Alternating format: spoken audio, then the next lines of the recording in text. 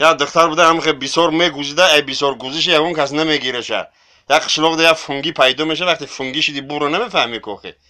میگم من میگیرم شه میارم پیش عروس میگن نمیخری دخترم میگن نه. یک همه ببری دختریم بگیری خودم گوزنی باد بیوشم بین خلق خلق دم چه اومدم. نه من نانموی میمونم من نمیگیرم من بونم نمیفهمم. خیلی خراشات توی تماشا میکنن همه خودی شام میداره. تیچیملیک برف هم همه خیزده است اودیخ میکنن ایسوس یک وقت عروس میخزه خنکی دن مرده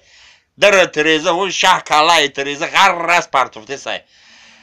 گفته قابل جانه این اخی تو مرا شرمنده کردی تو برو میفهمیدی مرا دختری ما گرفتی یعنی که مرا پیش میکنی من کجا میرم چی کار میکنم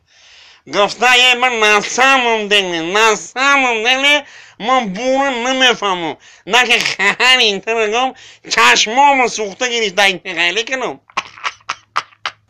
میفهمیدی مرا دختری ما گرفتی یعنی که مرا پیش میکنی من کجا میرم چی کار میکنم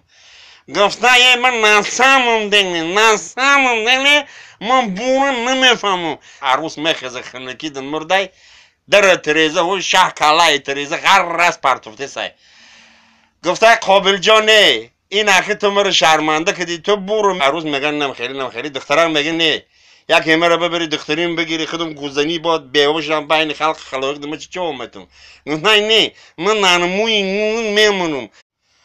یا دختر بوده هم که بیسار میگوزیده ای بیسار گوزش اون کس نمیگیرشه یا قشلاق ده فنگی پیدا میشه وقتی فنگی شدی برو نمیفهمی کوخه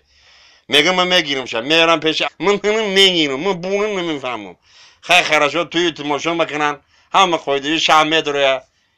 تیچیملیک برف هم همه خیزده است اودیخ میکنن ایسوس یک وقت